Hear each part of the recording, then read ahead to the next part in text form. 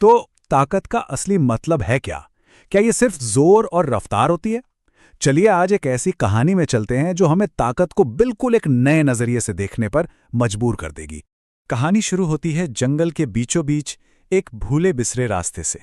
ये रास्ता सिर्फ टूटा फूटा नहीं था, बल्कि ये अकेलेपन का, गुमनामी का एक प्रतीक बन चुका था। और इसी वीरान रास्ते पर एक नन्हा हाथी रहता था, जिसका कोई नाम तक नहीं था। उसकी दुनिया भी, आप जानते हैं, बिल्कुल उस रास्ते जैसी ही थी, एकदम अकेली। तो चलिए सबसे पहले ये समझते हैं कि आखिर ये हाथी इतना अकेला था क्यों और उसकी दुनिया थी कैसी। देखिए, उसे उसके अपनों ने ही अकेला छोड़ दिया था। वजह थी जंगल का वो एक ही नियम, यहां सिर्फ ताकतवर ही टिकता है, और उसे धीमा और कमजोर मानकर झुंड से अलग कर दिया गया था। तो उसकी दुनिया कैसी थी? छोटी सी और एकदम खामोश। उसके दिन उसी पुराने रास्ते की धूल में लकीरें खींचते हुए गुजरते थे, जो मानो उसी के अकेलेपन का आईना हो। लेकिन फिर एक दिन सब कुछ बदल गया। जंगल की वो खामोशी एक बहुत बड़े तूफान में बदलने वाली थी। अचानक से मौसम बदला, आसमान काला पड़ गया और बिना किसी चेतावनी के एक भयानक तूफान ने पूरे जंगल को अपनी चपेट में ले लिया। हर जानी पहचानी चीज अब खतरनाक लग रही थी। और जैसे ही बारिश की पहली बूंदें गिरीं, पूरे जंगल में मानो अफरा तफरी मच गई। जानवर अपनी जान बचाने के लिए इधर उधर भागने लगे। और इसी भगदड़ के बीच जंगल का सबसे नाजुक, सबसे मासूम जीव एक जानलेवा मुसीबत में फंस गया। एक छोटा सा हिरण फिसलकर उसी टूटे रास्ते के एक गड्ढे में जा गिरा, जो तूफान के पानी से तेजी से भरता जा रहा था। और यहीं पर कहानी एक बहुत ही अहम मोड़ लेती है। अब उस अकेले हाथी को एक फैसला करना था, एक ऐसा फैसला जो सब कुछ बदलने वाला था। अब उसके सामने दो ही रास्ते थे, या तो वो भी बाकियों की तरह अपनी जान बचाने के लिए मुंह मोड़ ले, या फिर वो उस रास्ते की ओर बढ़े जिसे हमेशा से उसकी कमजोरी और नाकामी का प्रतीक माना गया था।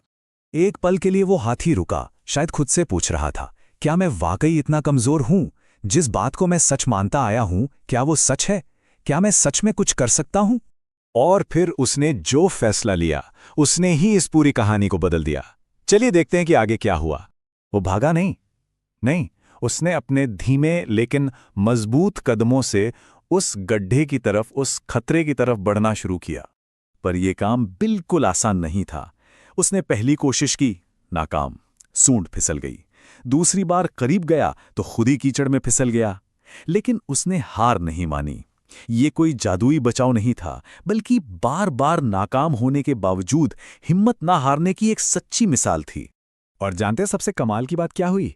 जिस धीमी रफ्तार को, जिस सधे हुए अंदाज को सब उसकी कमजोरी मानते थे ना, वही उसकी सबसे बड़ी ताकत साबित हुई। और उसने हिरण को धीरे धीरे खींचकर सुरक्षित बाहर निकाल लिया। तूफान तो गुजर गया, लेकिन उसके बाद की जो खामोशी थी ना, उसमें बहुत कुछ बदल चुका था। वहां एक नया रिश्ता पनप रहा था, और ये रिश्ता किसी दिखावे से नहीं, बल्कि हिम्मत के एक खामोश काम से बना था। वो कांपता हुआ हिरन का बच्चा, वो हाथी से दूर नहीं भागा। शायद वो पहला था जो उससे डरे बिना उसके इतने करीब खड़ा था। हाथी तो वही था, न वो तेज हुआ था, ना ही ज्यादा जोरदार, लेकिन हाँ, खुद को देखने का उसका नजरिया और जंगल का उसे देखने का नजरिया, वो हमेशा के लिए बदल गया था। तो इस एक घटना ने ना ताकत की पूरी परिभाषा ही पलट दी। असली ताकत हमेशा रफ्तार या जोर में नहीं होती। कभी कभी असली ताकत डर के बावजूद हिम्मत करके बस एक कदम आगे बढ़ाने में होती है। और वो पुराना टूटा फूटा रास्ता अब वो वीरान नहीं था।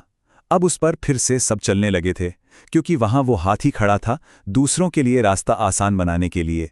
जो जगह कभी कमजोरी का प्रतीक थी, अब वो सहारे का जरिया बन गई थी। और ये कहानी हमें एक बहुत बहुत गहरी सोच के साथ छोड़ जाती है कि जिसे हम अपनी सबसे बड़ी कमजोरी समझते हैं ना, हो सकता है वही हमारी सबसे बड़ी ताकत हो। और आपकी सबसे बड़ी कमजोरी शायद किसी और की सबसे बड़ी उम्मीद बन सकती है।